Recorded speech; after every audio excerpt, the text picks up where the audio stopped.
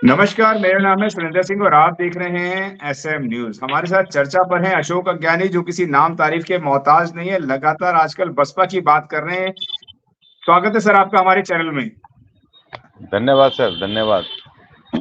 आपके वीडियोस में देखने में आ रहा है कि ये बहन जी आई नए अंदाज में, तो किस तरीके के नए अंदाज में आ गई हैं बसपा सुप्रीमो बहन कुमारी मायावती, क्या कहना चाहेंगे सर? जी सर, देखिए सबसे पहले तो मैं आपसे कहूँगा कि मैं आजकल बीएसपी की बात नहीं कर रहा हूँ, मैं लगातार बीएसपी की बहुत वर्षों से बात कर रहा हूँ, तो जी। इसीलिए सिर्फ आजकल नहीं कर रहा हूँ।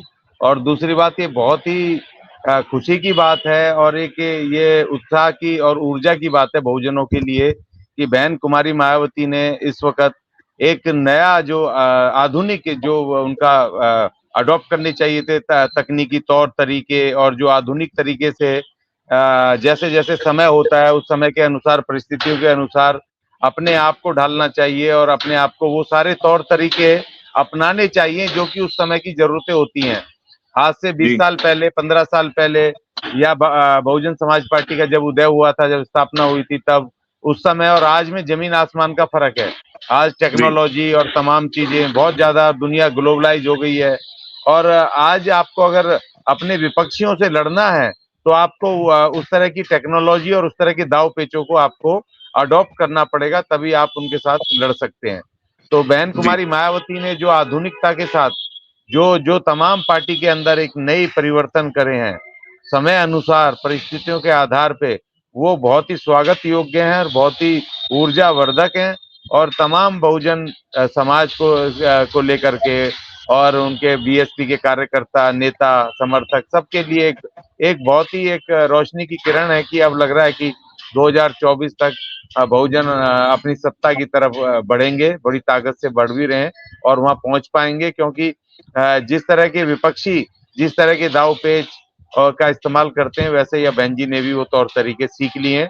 ये बड़ी खुशी की बात है और मैं बहुत इसका स्वागत करता हूँ और बहन जी का आभार व्यक्त करता हूँ कि बहन जी ने बहुत बढ़िया तरीके से ये तमाम पार्टी में भारी फेरबदल करे हैं, नई नई चीजों को अडॉप्ट किया है। बहन जी का बहुत बहुत शुक्रिया, धन्यवाद। जी। अशोक जी क्या कहना चाहेंगे, जो कभी मैनिफेस्टो की बात नहीं करते थे, वह कहते थे कानूनी हमारा घोषणा पत्र है, अब लगातार घोषणा पत्र आ रहे हैं बसपा के और इतने जबरदस्त तरीके से आ रहे हैं कि पूरे देश दुनिया के लोग देखने लग रहे हैं। क्या कहेंगे, किस नजर से आप देखते हैं बसपा के घोषणा पत्र को? तेलंगाना के अंदर आ गया है, एमपी के अंदर घोषणा पत्र आ गया है बसपा का और जबरदस्त वादे किए जा रहे हैं, क्या कहेंगे? देखिए, 2014 से पहले इस देश के अंदर घोषणा पत्रों को ज्यादा महत्व नहीं दिया जाता था। और जब पार्टी कोई भी चुनाव होते थे तो पॉलिटिकल पार्टियां, कांग्रेस वगैरह, ये घोषणा पत्र जारी भी करते थे तो ना प्रेस ना पब्लिक उस पर इतना ना ध्यान दिया करते थे कि भाई इतना वो नहीं होता था। और इसीलिए जी। बहुजन समाज पार्टी का तो शुरू से था कि अपन तो संविधान को ही हमारा घोषणा पत्र है, संविधान को ही लागू करना हमारा सबसे बड़ा, हमारी जिम्मेदारी है, हमारा उद्देश्य वही था। तो इसीलिए बहुजन समाज पार्टी को कभी जरूरत नहीं पड़ी उस बात की कि घोषणा पत्र को जारी करे। भारत के संविधान को लागू करना सबसे बड़ा हमारा उद्देश्य है और वो था। लेकिन 2014 के बाद जिस तरीके से घोषणा पत्रों की, जिस तरह से वो नुमाइश हुई है, जिस तरीके से प्रेस ने और पब्लिक के बीच में लेकर के गई है घोषणा पत्र को और उसकी चर्चाएं हुई हैं, वो दिनों दिन उतना और ज्यादा झूठ उसमें परोसा जा रहा है कि इन विपक्षी पार्टियों के द्वारा कि तमाम वो मीडिया, होता कुछ नहीं है, चुनाव से पहले जो घोषणा पत्र में वादे होते हैं इन पार्टियों के, झूठे वादे, उनको प्रेस, जो ये गांधी और गोदी मीडिया है, ये इस तरीके से उसको प्रसारित करते हैं इन दोनों पार्टियों के घोषणा पत्रों को कि पता नहीं ये सब लागू ही होने वाला है, अभी रातों रात ही सारी क्रांति होने वाली है। मगर पूरे 5 साल में जब सरकार आ जाती है तो उन घोषणा पत्रों का नामो निशान नहीं होता है। दूसरा, जो वादे किए होते हैं उसके उलट ही वो पार्टियां काम करती हैं। तो अब जिस तरीके से इस चुनाव में बहन जी ने पिछले 10 दिन पहले एक स्टेटमेंट दिया था, ये जिस तरीके से झूठ बोल रहे हैं ये पॉलिटिकल पार्टी कांग्रेस और बीजेपी, जिस तरीके से झूठ बोल रहे हैं और झूठे झूठे वादे कर रहे हैं जनता से, उनको रेवड़ियां फ्री की बांट रहे हैं और कह रहे हैं सिर्फ मुंह जवानी, करते कुछ नहीं है। तो उसका तोड़ यही था कि अब हमें भी, बहुजन समाज पार्टी को भी अपना एक घोषणा पत्र अब लाना चाहिए। और बहन जी ने इस बात की अनुमति दी और मान्यवर आर एस परवीन साहब ने वो घोषणा पत्र लाए और इतना खूबसूरत टाइटल के साथ लाए, उसका नाम ही बहुजन भरोसा है, बीबी, बहुजन का भरोसा, बहुजन समाज पार्टी का जनता को, अपने लोगों को भरोसा, उसका नाम दिया गया है। तो बड़ा खूबसूरत, वो तो मैं देख के बड़ा इतना अच्छा डिजाइन किया है। और उसके अंदर जो 10 उसमें जो भरोसे दिए गए हैं, उसमें बहुत ही खूबसूरत भरोसे हैं। और सबसे बड़ी बात तो वो संवैधानिक भरोसे हैं सारे, जो किए जा सकते हैं, एक भी झूठ नहीं है उसमें। वो तमाम वो हैं कि जो पूरी तरीके से तकनीकी तरीके से तैयार किए गए हैं, और राज्य की अर्थव्यवस्था को ध्यान में रख करके, उसके सालाना बजट को ध्यान में रख करके तैयार किए गए हैं, और जो हो सकते हैं वो किए गए हैं। पहला जो घोषणा पत्र उसका बहुजन भरोसा का जो पहला भरोसा है, उस भरोसे में 10 लाख युवाओं को नौकरियां मिलेंगी, और 10 लाख युवाओं को नौकरियों में 50% महिलाओं के लिए, युवतियों के लिए वो आरक्षित होंगी। इतना खूबसूरत वो ये भरोसा दिया है आरएस परवीन साहब ने।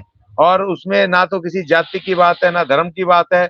जो भी टेक्निकल तरीके से जो सीटें जिनकी SC ST OBC की रिजर्व होती हैं, उस हिसाब से उनको मिलेंगी। और 50% उनमें से सभी वर्गों की युवतियों के लिए, महिलाओं के लिए होंगी। ये सबसे बड़ी बात है। और जो दूसरा सबसे बहुत बड़ा, जो इतना खूबसूरत, इतना बड़ा भरोसा है कि आरएस परवीन साहब को मैं सैल्यूट करता हूं। उन्होंने लिखा उसमें कि जो वहां के भूमिहीन लोग हैं, उनको 1-1 एकड़ कृषि की जमीन दी जाएगी, 1-1 एकड़, और उनको एग्रीकल्चर की। और उसमें एक कंडीशन डाली है आरएस परवीन साहब ने, कि वो जो जमीन होगी वो सिर्फ वहां के आदमी के परिवार के मर्द के नाम पर नहीं होगी, वो उसकी औरत के नाम पर बराबर, दोनों के नाम पर बराबर वो नाम पर दी जाएगी, जिससे कि औरत और आदमी का, दोनों का बराबर का अधिकार, समानता का अधिकार, बराबरी का सिद्धांत भारत के संविधान का उन्होंने यहाँ पर लागू किया। इन दोनों के दोनों, उसमें महिला पुरुष दोनों को बराबरी का सिद्धांत उन्होंने जो भारत के संविधान में है उसको लागू किया उन्होंने इस बहुजन भरोसे में। इसी तरह उन्होंने वहां तीसरा भरोसा उन्होंने दिया है कि जो वहां पर महिलाएं, लड़कियां हैं, पढ़ने वाली लड़कियां हैं, और जो स्टूडेंट्स हैं, उनको उनको वो स्मार्टफोन मिलेंगे। स्मार्टफोन, क्योंकि आजकल ऑनलाइन एजुकेशन हो गई है, स्टूडेंट्स को वो देंगे, खासतौर पर महिलाओं को, लड़कियों को, पढ़ने वाली लड़कियों को, जिससे कि वो ऑनलाइन अपनी शिक्षा को पढ़ सकें। क्योंकि स्मार्टफोन ना होने की वजह से चंद मालदार लोगों के ही, जो शहरों में है, चंद मालदार जो अफोर्ड कर सकते हैं स्मार्टफोन, उन्हीं के बच्चे पढ़ करके आगे चले जाते हैं। तो आरएस परवीन साहब ने कहा कि हम स्मार्टफोन अपने गरीब बच्चों को देंगे, स्टूडेंट्स को, लड़कियों को खास तौर पे, जिससे कि वो उसका ऑनलाइन एजुकेशन को पढ़ के, आजकल एग्जाम भी उससे होते हैं, वो उससे उसका फायदा उठाएं और आगे बढ़े, कंपटीशन में आए, उनको भी बराबरी की अपॉर्चुनिटी मिले पूरे के पूरे कॉम्पिटिशन्स में। और दूसरी बात उन्होंने कहा, क्योंकि हमारी कामकाजी महिलाएं होती हैं, जो घरों में काम करके अपनी आजीविका चलाती हैं, खेतों में काम करती हैं, जो दिन भर काम करके आती हैं और शाम को उनको खाना पकाना होता है, अपने घर में झाड़ू पोछा करना होता है, कपड़े धोने होते हैं, तो उनको कई गुना ज्यादा पड़ जाता है, क्योंकि मर्द तो हमारे करते नहीं है। इसलिए माननीय आरएस परवीन साहब ने महिलाओं के लिए, वहां की तेलंगाना की उन मेहनतकश महिलाओं के लिए, माताओं बहनों के लिए उन्होंने कहा कि वो वॉशिंग मशीन फ्री देंगे, जिससे कि उन महिलाओं का घर का वर्कलोड कम होगा और वो अपने काम पर बाहर ज्यादा फोकस कर पाएंगी, आर्थिक शक्ति बन पाएंगी। इतनी बड़ी सोच के साथ माननीय आरएस परवीन साहब ने उस बहुजन भरोसे को दिया है। और उन्होंने चौथा भरोसा दिया है कि वहां तेलंगाना के एक एक मंडल से, पूरे राज्य के हर एक मंडल से 100-100 विद्यार्थियों को चुना जाएगा और उनको विदेश पढ़ने भेजा जाएगा। ये अपने आप में एक वो महान यूनिक बात है कि जिन लोगों को मौके नहीं मिलते थे, उनको विदेश में पढ़ने का मौका मिलेगा। उसके लिए उन्होंने आरएस परवीन साहब ने 2,500 करोड़ का फंड की अगर से व्यवस्था उसमें करने का वादा किया है, उसमें भरोसा दिया है। इतनी यूनिक बातें, इतनी गजब की, और जमीन पर जो हो सकती हैं प्रैक्टिकल वो बातें आरएस परवीन साहब ने कही हैं। मैं उनको सैल्यूट करूंगा। वो IPS अधिकारी, वो सच्चे समाज सेवक, सच्चे बहुजन नायक के रूप में उभर के आए हैं। बहन कुमारी मायावती के आदेशानुसार उन्होंने जो ये भरोसे दिए हैं, और उसमें और भी बाकी भरोसे हैं, मगर ये भरोसे जो मुझे, मेरे मन को बिल्कुल छू गए। और सबसे बड़ी बात ये कि एक और जो 5वां भरोसा, इतना गजब का भरोसा है, जिसमें कि 15 लाख रुपए का हेल्थ केयर, मेडिकल इंश्योरेंस होगा तमाम लोगों का, पूरे नागरिकों का वहां के, और एक किसी को बीमार हो गया तो 15 लाख रुपए तक का वो इलाज करवा सकता है टॉप के अस्पताल में।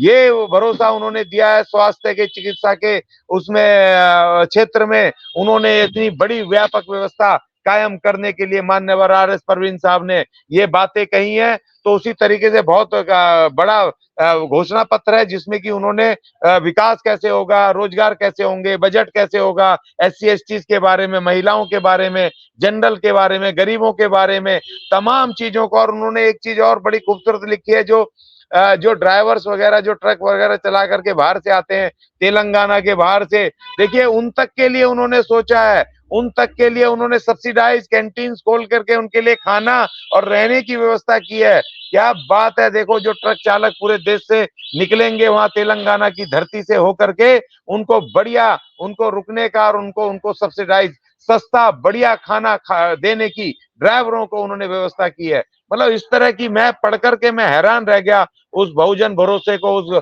उस घोषणा पत्र को। मेरे दिमाग में बस बाबा साहब घूम गए, भारत का संविधान घूम गया। जो भारत का संविधान कहता है कि इस देश की कमजोर और जो चाहे सामाजिक तौर पे कमजोर हो, चाहे आर्थिक रूप से कमजोर हो, उनको तमाम कल्याणकारी योजनाएं देनी है, उनको आर्थिक स्ट्रेंथन करना है, शैक्षणिक रूप से, आर्थिक रूप से, सामाजिक तौर पे उनको स्ट्रेंथन करके देश की मुख्य धारा से जोड़ना है। और ये काम RS परवीन साहब ने किया है। और उन्होंने जिस तरह के भरोसे दिए हैं, वो भरोसे अपने आप में पूरे संविधान को, वो व्यापक रूप से उसको संविधान के एक एक अनुच्छेद को, खासतौर पे फंडामेंटल राइट्स को, वो वहां पर वो दिखा रहे हैं, उनकी एक एक चीज में दिखाई दे रहा है।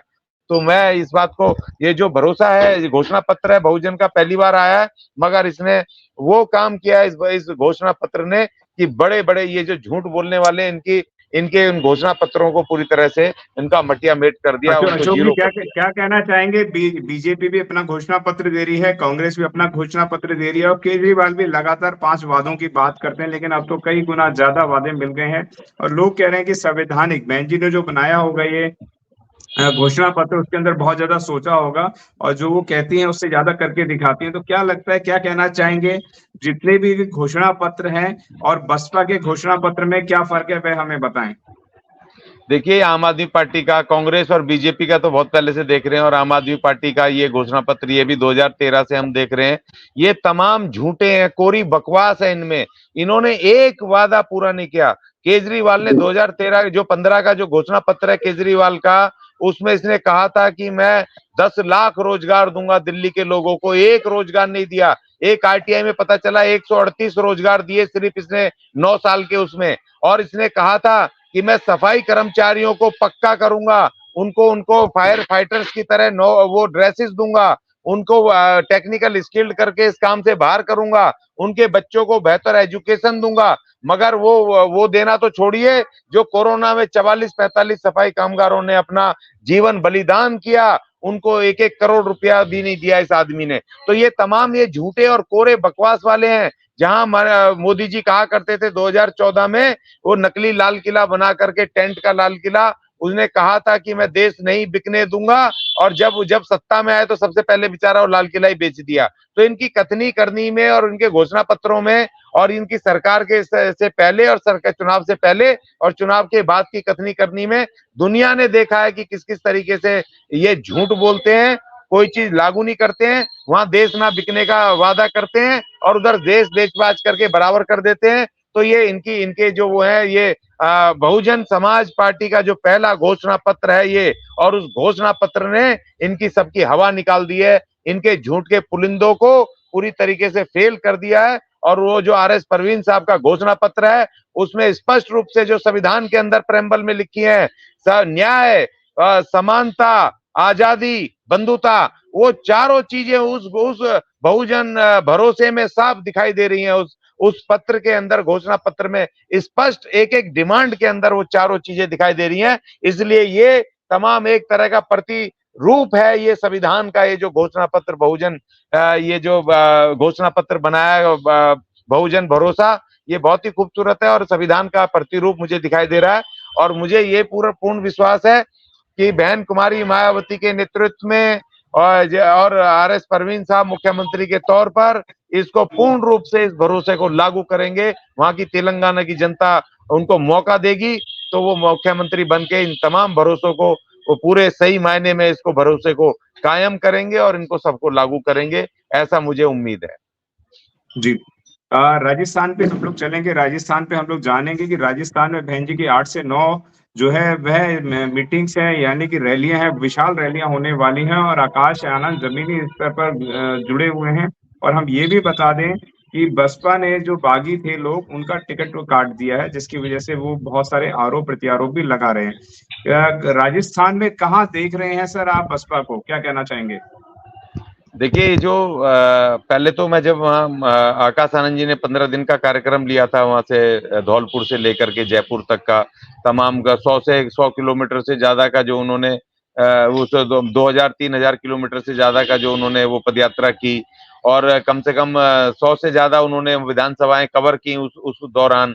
मैं भी उस दौरान था तो वहीं पर एक झलक तो पता चल गई थी लोगों के अंदर से, महिलाओं के और वहां के तमाम SC ST OBC और माइनॉरिटी के तमाम लोगों के उससे एकदम से एक उनके अंदर एक ऊर्जा आ गई थी, एक लहर पैदा हो गई थी। आकाश आनंद को देख करके एक नई उम्मीद उनके अंदर जगी थी, उनकी आंखों में वो चमक थी कि वो कह रहे थे कि आप आए हो और हम तैयार हैं आप बहुजन सत्ता बनाने के लिए यहाँ पर राजस्थान में। और जिस तरीके से आकाश आनंद दोबारा अपना तमाम दौरा पूरा हरियाणा वगैरह का करके वो दोबारा से राजस्थान में वहां जाकर के जम गए और वहां पर उन्होंने जिस तरीके से शुरुआत कर दी दोबारा से कैंपेन को, और उसके ऊपर सोने पे सुहागा ये हो गया कि बहन कुमारी मायावती जी ने कल वहां पर 8 बड़ी रैली करने का कार्यक्रम राजस्थान में दे दिया है। तो वहां विपक्षी थर थर कांपने लगे हैं, वहां का माहौल वहां का एकदम से वहां बहुजन मय हो गया है। और वहां से फोन आ रहे हैं धड़ाधड़, मुझे भी बहुत फोन आ रहे हैं, खबरें आ रही हैं कि अब ये तो एक तरह का एक बड़ा राजनीतिक फेरबदल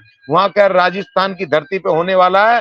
जो पिछले कई दशक से वहां पर 5 साल बीजेपी 5 साल कांग्रेस ये नूरा कश्ती करके यही दोनों मनुवादी पार्टियां वहां सरकार में रहती थी, वहां पर अब बहन कुमारी मायावती ने अब उसको उसको इनके उनके उस तिलिस्म को तोड़ने का अब संकल्प ले लिया है। अब वो मैदान में आ गई हैं आकाश आनंद जी और तमाम पार्टी के साथ, और इस बार वो तिलिस्म टूटेगा और इस बार रिवाज बदलेगा और बहुजन समाज पार्टी का वहां पर राज कायम होगा। राजस्थान में ये स्पष्ट दिखाई दे गया है, ये रणनीति जो बहन कुमारी मायावती ने जो चली है उसकी कोई काट नहीं है इनके पास, इन मनुवादियों के पास, सिवाय इसके कि बहन जी को बदनाम करने के। चाहे वो बागी लोग हों जिनके टिकट कट गए, वो बदनाम करें कि हमसे पैसे मांग रहे थे, कुछ कर रहे थे, या जो इनके जो गांधी और गोदी मीडिया है या विभीषण मीडिया है वो इस बात के कि बहन जी BSP खत्म हो गई है या BSP B टीम है बीजेपी की, इस तरह के उल जलूल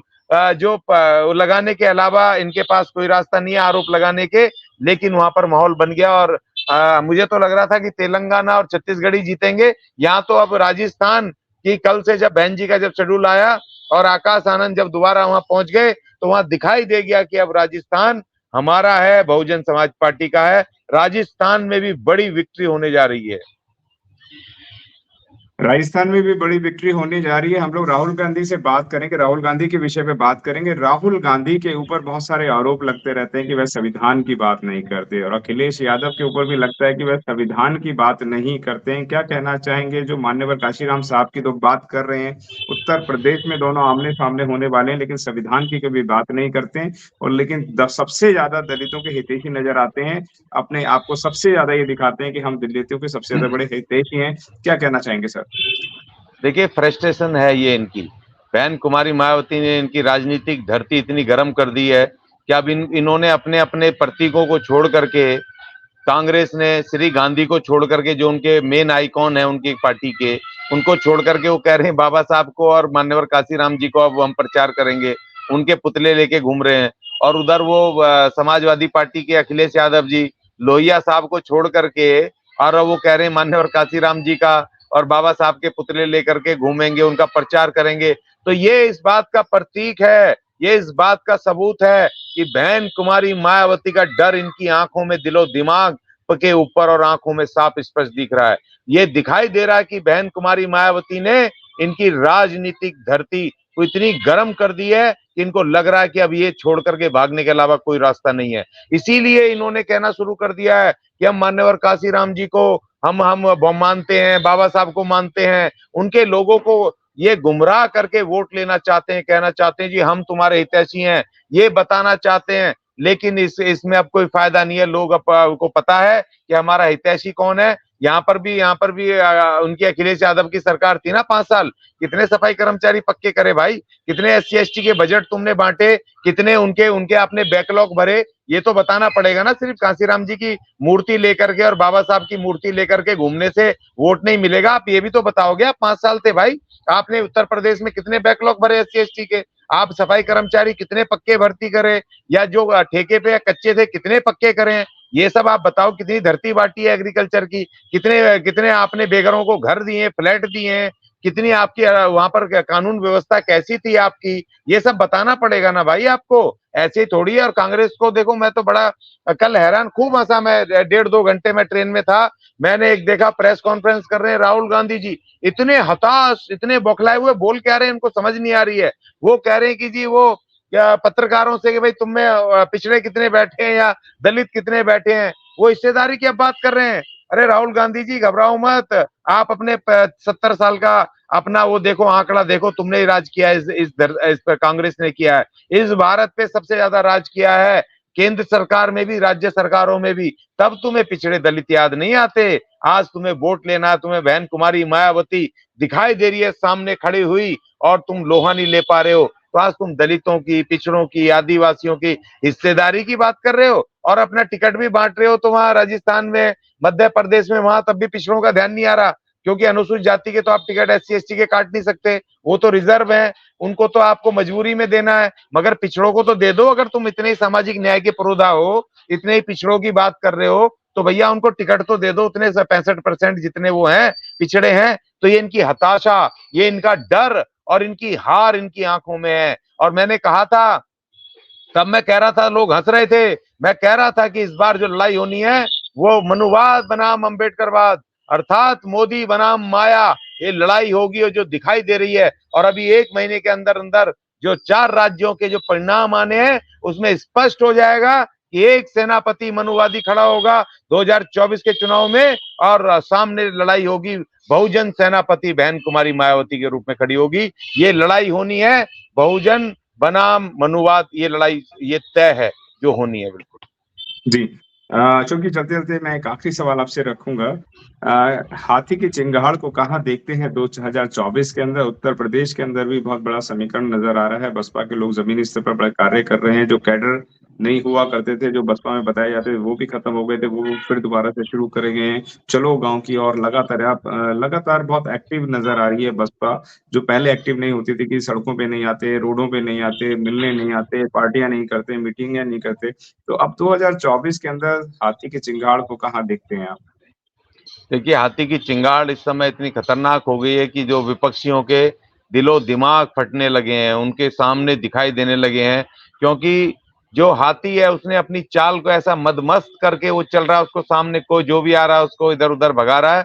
और देखिए, विपक्षियों का जिस तरीके से तांता लगा हुआ है, कांग्रेस, बीजेपी और दूसरी पार्टियों के जो वहां पे पूर्व विधायक थे, वहां के पंचायत के नेता, फलाने नेता, मंडल के नेता, वो दौड़ भाग लग गई है, सारे बीएसपी में ज्वाइन कर रहे हैं। रोज दिखाई दे रहा है, तमाम दिखाई दे रहे हैं। और जिस तरीके से उत्तर प्रदेश में वहां पर विश्वनाथ पाल साहब ने जिस तरीके से मोर्चा संभाला है, जिस तरीके से वो गांव चलो अभियान के तहत लगातार कैडर मीटिंगें कर रहे हैं, और उस तरह से एक बड़ा माहौल क्रिएट हुआ है और लोगों में विश्वास पैदा हुआ है। देखो, बड़े मजे की बात यह है कि मैं देख रहा था परसों कि वहां पर ब्राह्मणों ने अपील करनी शुरू कर दी है कि, और बोलना शुरू कर दिया है कि हम बहन जी के शासन काल में सुरक्षित थे, बहन जी ने हमें न्याय दिया, बहन जी ने हमें पूरी इज्जत मान सम्मान दिया। वो अपील कर रहे हैं अपने पूरे देश में, कश्मीर से कन्याकुमारी तक जितने ब्राह्मण है सब बहुजन समाज पार्टी को सपोर्ट करो। इस तरह का उन्होंने हैशटैग शुरू कर दिया है, इस तरह का लगातार सोशल मीडिया पे और तमाम उसमें चल गया है। जीत निश्चित है, हर हालत में जीत होगी। मैंने घोषणा की थी उत्तर प्रदेश में 50 सीटें बहन जी जीतेंगी, बहुजन समाज पार्टी जीतेंगी, और मैंने कहा था 49 नहीं हो सकती, 51 जरूर हो सकती है। और बाकी और राज्यों से 15-20 सीटें 70 और 75 का आंकड़ा ये फिट बैठ गया है और बहन जी वो बनेंगी, प्रधानमंत्री बनेंगी। नई भारत की नई संसद में पहली दलित प्रधानमंत्री बहन कुमारी मायावती के रूप में बनेंगी। हाथी की सवारी करते हुए आएंगी और प्रधानमंत्री बनेंगी। अब 2024 हमारा है, बहुजनों का है, अब इसमें कोई शक नहीं बचा। जी। आप थे हमारे साथ अशोक ज्ञानी, जिन्होंने हमारे तमाम मुद्दों पर बात करी और उन्होंने बताया कि जो जिस तरीके से बसपा का मैनिफेस्टो आया है वो एक ऐतिहासिक कदम है और यह ऐतिहासिक कदम हाथी के चिंगार जो है वह नई संसद तक सुनाई देगी और बहन जी आएंगी प्रधानमंत्री के रूप में नई संसद के अंदर। बहुत बहुत धन्यवाद आपका, जो आपने इस अहम मुद्दे पर हमारे से बात करी। धन्यवाद सर आपका। धन्यवाद सर, आपका धन्यवाद।